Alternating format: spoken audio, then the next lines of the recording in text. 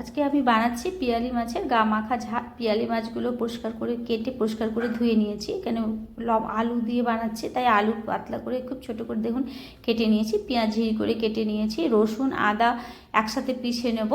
আর টমেটোটাও কেটে নিয়েছি, আধাটা টমেটো এতে আমি দেবো। সর্ষের তেল গরম হয়ে গেছে, প্রথমে আমি আলুটা ভালো করে ভেজে তুলে নিচ্ছি।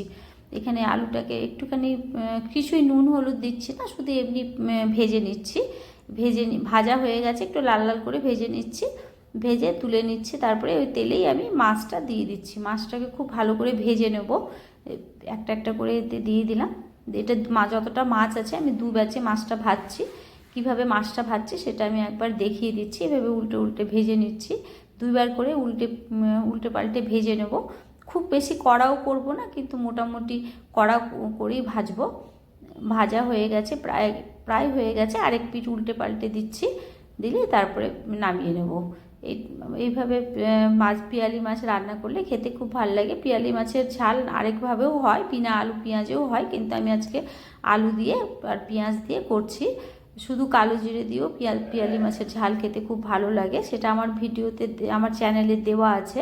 একটু কালো জিরে ফোড়ন দিলাম। কালো জিরেটাকে ভালো করে প্রথমে একটু ভেজে নিচ্ছি। ভেজে নিয়ে তারপরে এতে আমি পেঁয়াজটা দিয়ে দিচ্ছি। আমার ভিডিওটা যদি আপনাদের পছন্দ হয় তাহলে আমার চ্যানেলটিকে অবশ্যই সাবস্ক্রাইব করে নেবেন, বেল আইকনটি প্রেস করে দেবেন, তাহলে যা আমি নিত্য নতুন ভিডিও আপলোড করব আপনাদের কাছে চলে যাবে। একটি লাইক করে দেবেন, কমেন্ট করে দেবেন, শেয়ার করে দেবেন বন্ধুদের কাছে।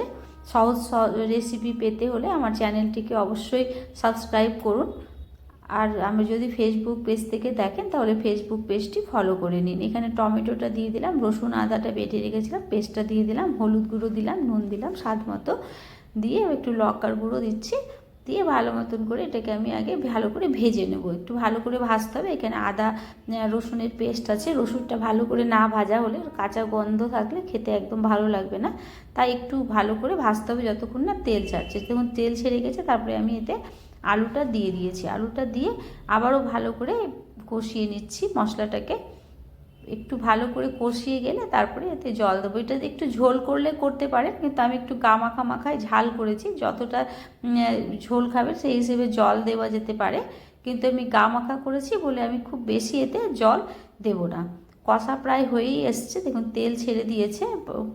মশলা কিন্তু খুব ভালো করে না কষলে পরে কিন্তু খেতে ভালো হয় না। আমি এটা সিম আঁচ করেই মশলাটা কষছি, তাহলে খুব ভালো করে তেলটা ছেড়ে যায়। দেখুন হয়ে গেছে মশলা কষা তেল কি সুন্দর ছেড়ে গেছে চারিদিক থেকে। এবারে জল দিয়ে দিলাম। আমি যতটা আমি গা মাখা মাখা করছি বলে আমি অত বেশি জল এতে আমি দিলাম না। ভালো করে ফুটিয়ে নেবো। আলু তো অনেকটাই প্রায় ঢেকে দিয়েছি, ঢেকে ভালো করে কিছুক্ষণ রেখেছি। আলুটা প্রায় সেদ্ধ হয়ে এসেছে, হয়েই গেছে সেদ্ধ, আর একটুখানি হবে।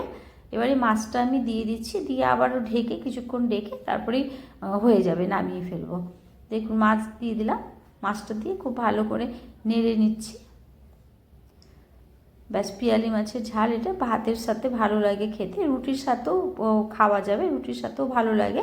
এখানে আদা রসুনের যে গন্ধটা আসে এটাতে খুব ভালো মাছটা খেতে লাগে। আবার কিছুক্ষণ একটু ঢেকে রাখলাম, যতটুকুন আলু সেদ্ধ বাকি ছিল হয়ে গেল, আর মাছের ঝোলটাও মাছটারও সুন্দর ঝোলের সাথে মিশে গেছে। ব্যাস রেডি হয়ে গেল পিয়ালি মাছের